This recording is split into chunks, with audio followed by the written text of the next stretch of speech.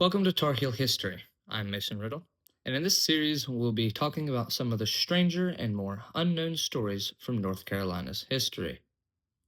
The first couple episodes of this series will be focusing mainly on Lexington. Lexington, North Carolina is a small, quiet town in Davidson County. However, this was not always the case. Lexington was once almost as wild as Dodge City and Tombstone.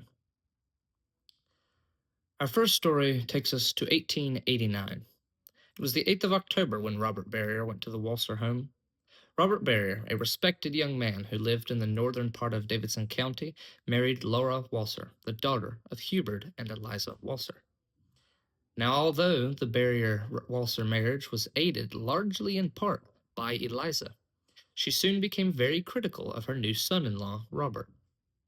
A few weeks before the 8th, Eliza had sent for her daughter Laura to return to the home, believing there to be trouble in the household. Laura refused and instead insisted on staying with Robert.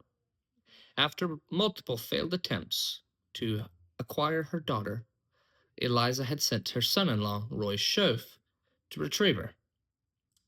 Roy, once arrived at the Barrier house, told Laura that her mother was sick and near death. After a brief argument, Laura agreed and rode in Schoaf's buggy to the Walser home.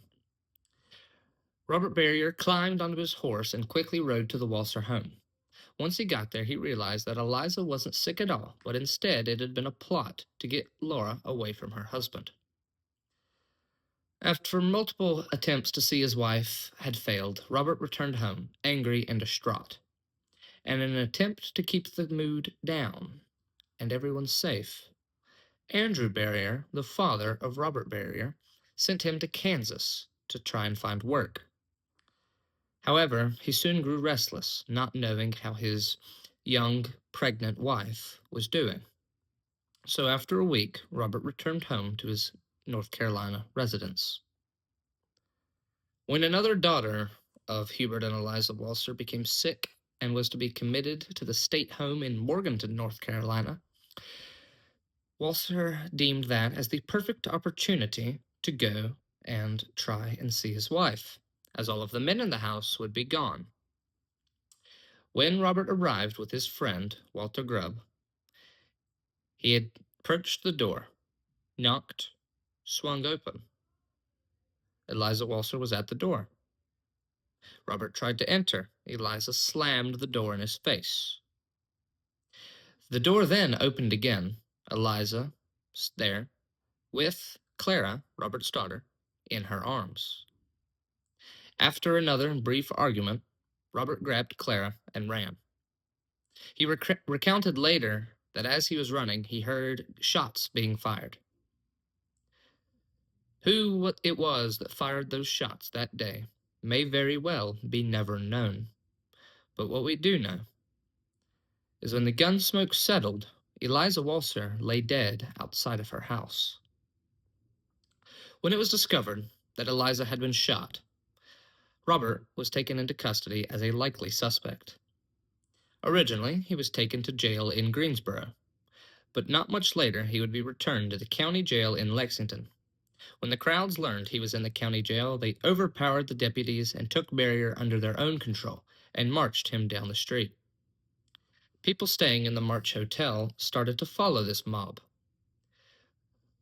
When the mob found a tree that suited him, they strung Bob up and let him give his final plea. He shouted and denied the accusations that he murdered his mother-in-law, Eliza.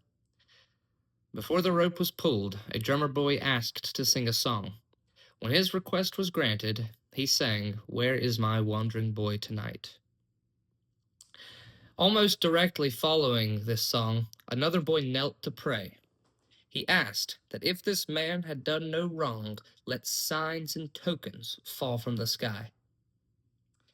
Then Robert Barrier was hanged, gone to eternity, accused of a crime he may have never committed.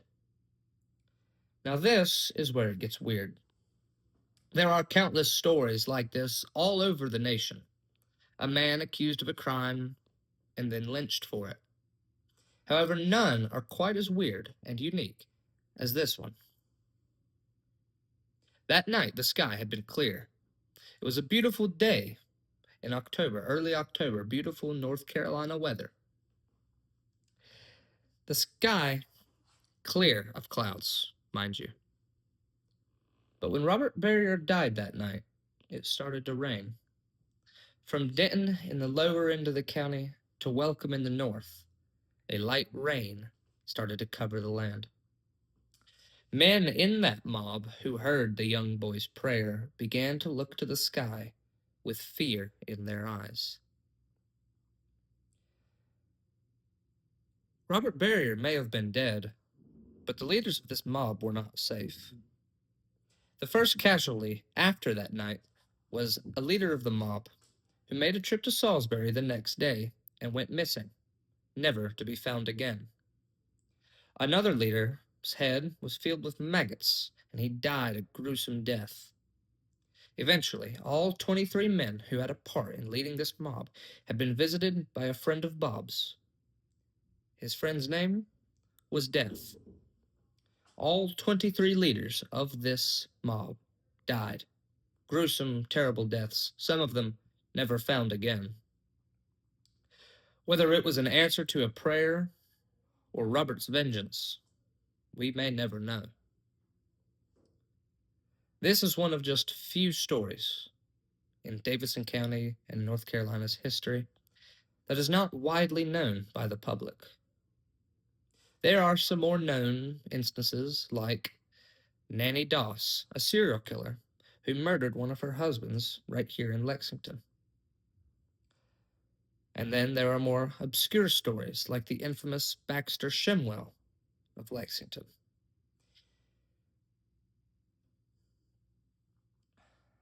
Hopefully, I'm able to share some of my knowledge of this great state with all of you.